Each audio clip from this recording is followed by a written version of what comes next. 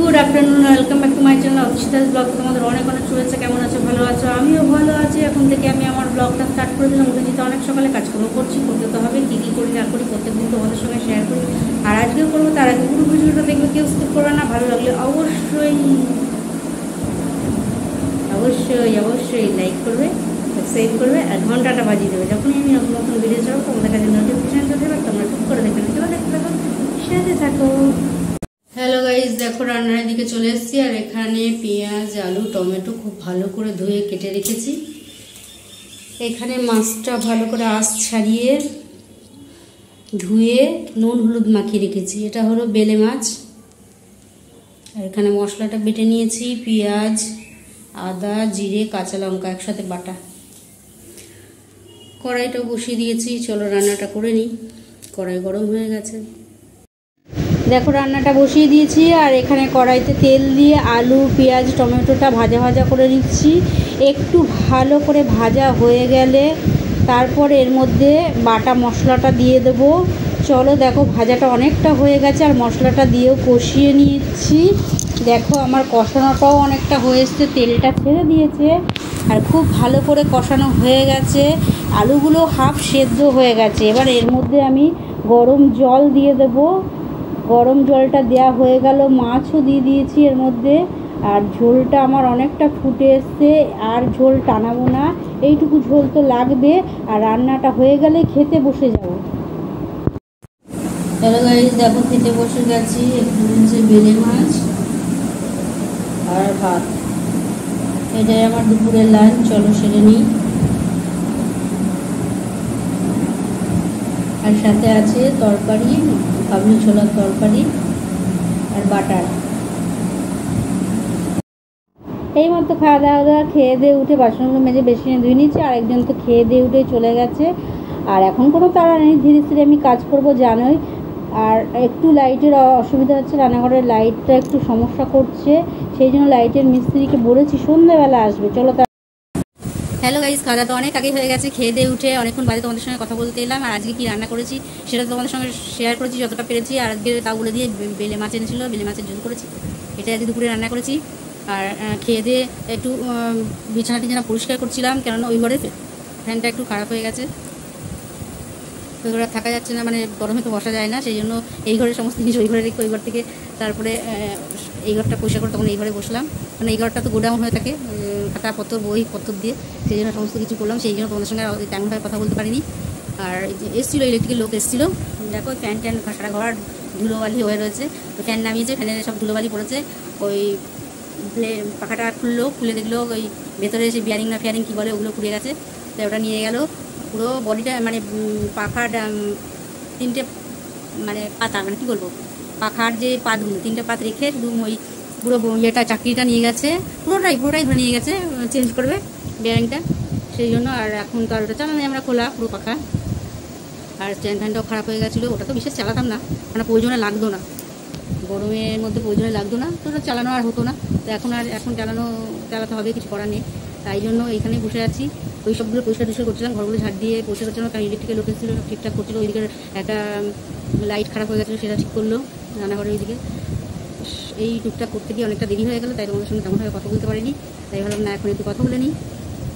আর টিফিনে আজকে কুরকুরে, ক্যাডবেরি এগুলো এনেছে, ওগুলোই খাওয়া হয়েছে, তোমাদের সঙ্গে দেখানো হয়নি, ওইসব পরিষ্কার করছিলাম বলে। চলো আবার পরে তোমাদের সঙ্গে কথা বলতে, ঠিক আছে? হ্যালো গাইস, দেখো খেতে বসে গেছি। এখানে আছে মাছের ঝোল আর ভাত। এটাই আজকে আমাদের রাত্রের ডিনার। চলো সেরে নিই।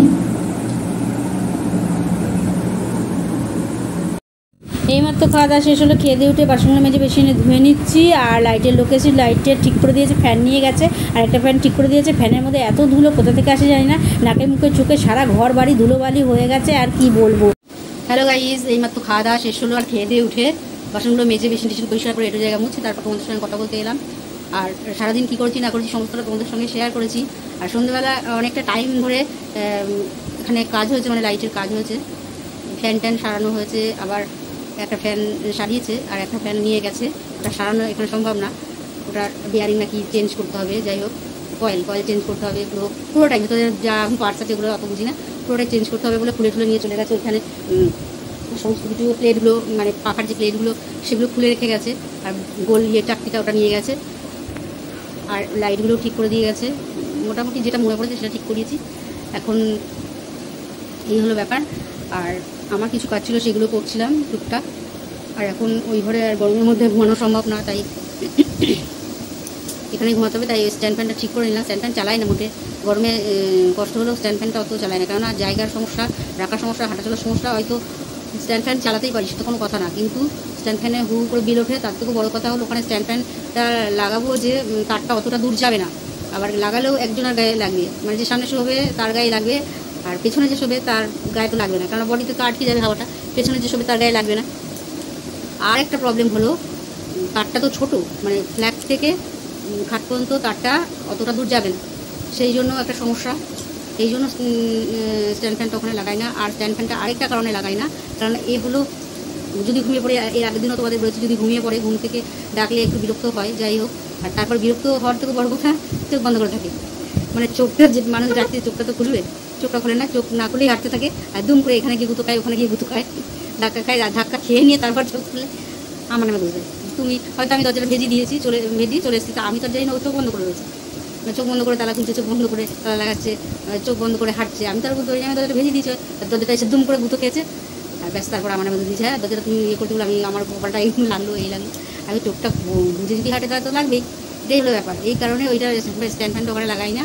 হয়তো আমি ঘুমিয়ে পড়েছি, আর ওর হয়তো টয়লেটে উঠবে, বাথরুমে বাইরে যায়, বা কোনো কারণে হয়তো গামছা টামছা দিয়ে ঘেমে গেলে মোছে, ওঠে মাঝে মাঝে, বা ধূপ টুপ জ্বালাতে লাগে শেষ হয়ে গেলে, সেই জন্য ওঠে, যাই হোক যে কোনো কারণে ওঠে। উঠলে হয়তো ওই সামনে ফ্যানটা থাকবে, মনে থাকবে না যে ওই ফ্যানটা সামনে, হঠাৎ করে ফ্যানটা থাকলে অত ভাবে কিছু নেই, হয়তো ফ্যানের উপর দিয়ে হাঁটতে শুরু করবে, সেই কারণে আপদ বিপদের কারণে ওখানে ফ্যানটা লাগাই না। গরমে কষ্ট পায় তাও ভালো, কিন্তু ফ্যানটা লাগাই না, কিন্তু এখন তো লাগাতেই হবে। আর ওখানে ফ্যানটা লাগালে তো হাওয়া তো পাবো না, সুতরাং ওই ঘরে শুয়ে তো লাভ নেই, কারণ একজনের যে কোনো একজনা হাওয়া পাবে, আর ওই আর এইভাবেও শোবেও না, কারণ ওইভাবে শুধু ইয়ে হয়ে গেছে, আর এইভাবে শোবে না, শুলে তো আর হবে না। একজনের হাওয়া পাওয়ার একজনের গরমের মধ্যে ভেপসে মরবো, সেটা তো আর সম্ভব না। তার থেকে এখানেই কষ্ট করে হলেও এখানে শুতে হবে। ছোটো হলো খাটটা, তাহলে এখানে শুতে হবে কষ্ট করে, যতদিন না ফ্যানটা দিয়ে যাচ্ছে, বলেছে তো সোমবার দিয়ে যাবে, এখন জানি না কবে দিয়ে যাবে। এই কিছুদিন আগে ওই ফ্যানটারই পুরো বেয়ারিং, কয়েল সমস্তটা ওরকমই পুরো ইয়েটা ভেতরের মালটা পুরো খুলে নিয়ে চলে গেছে, তামার যে তারটা থাকে, পুরো ওইটা খুলে নিয়ে গেছে, গিয়ে চেঞ্জ করে আবার দিয়ে গেছে। এখন কি চেঞ্জ করেছে না চেঞ্জ করেছে অত তো জানি না। তাই আমি বললাম দাদা আপনি তো এটা নতুন লাগিয়ে দিয়েছেন, 2 বছরের ওয়ারেন্টি দিলেন, 1 বছরও তো হলো না, মানে 1 বছর কি হয়তো আমি এত গুণে নিয়ে যাই হোক, মাস 6-5 তো এরকম হবে, হ্যাঁ 1 বছরও তো হলো না, তাহলে ওটা এরকম নষ্ট হয়ে গেলো, তো এখন কী বলবো বলে তো আর লোকের সাথে দ্বন্দ্ব বিবাদ করা, আর অত ঝগড়া, অত তর্ক বিতর্ক করে একটা লোক দরকারের সময় আসে, তার সঙ্গে আর কিছু বললাম না। আবার চাইলো 500 টাকা দিতে হবে, ওটা পুরো চেঞ্জ করবে, দিয়ে আবার ওই বিরিয়ানি নতুন করে লাগিয়ে দেবে। বলছে এটা দেখেছেন, এটা আমাকে যেভাবে বুঝলাম সেভাবে বুঝলাম, দেখেছেন এটা তো ঢল হয়ে গেছে, এরকম এটা লাগাচ্ছি, এটা এরকম খুলে আসছে, কিন্তু এটা আটকে যাবে, এই যে বাড়িটা মারলে এটা টাইট হয়ে যায়। তা আমাকে বোঝালে, তো আমি তো ফ্যানের মিস্ত্রি না, আমাকে বোঝালে আমার কিছু বোঝায় না। আমি বললাম হ্যাঁ ওই তো আপনি তো ওটা যদি ঢলই হয়ে থাকে, অনেক দিনকার ফ্যান তো, ওটা যদি ঢলই হয়ে থাকে, আপনি যদি আবার এরকম লাগান তাহলে তো আবার ওরকম পুড়ে যাবে। বলছে না সেই জন্য আমি নিয়ে যাচ্ছি, ওই মাপে ওইভাবে ইয়ে করে ওটা করতে হবে। তাই আমি বললাম ভালো কথা, নিয়ে আমি বারবার বললাম ওটা যদি ঢল হয়ে যায় ওই মাপে, তার আপনি পাবেন না, তাহলে তো আপনাকে ওইভাবেই ওটা আবার ওরকম পুড়ে চলে যাবে।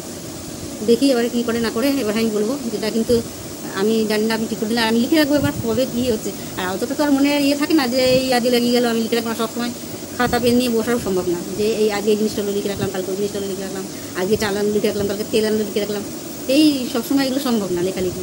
আর ভুলেও যায় কবে এই যে রডটা লাগিয়েছে ওরা দোকান থেকে ডেট দিয়ে দেয়, রডের ওপরে বা কোনো এলইডি বাল্ব কিনলে ওরা ডেট দিয়ে দেয়, সুবিধা হয় যে 1 বছরের ওয়ারেন্টি থাকে, 1 বছরের মধ্যে কিছু হলে চেঞ্জ করে দেবে, ওটাতে সুবিধা হয়।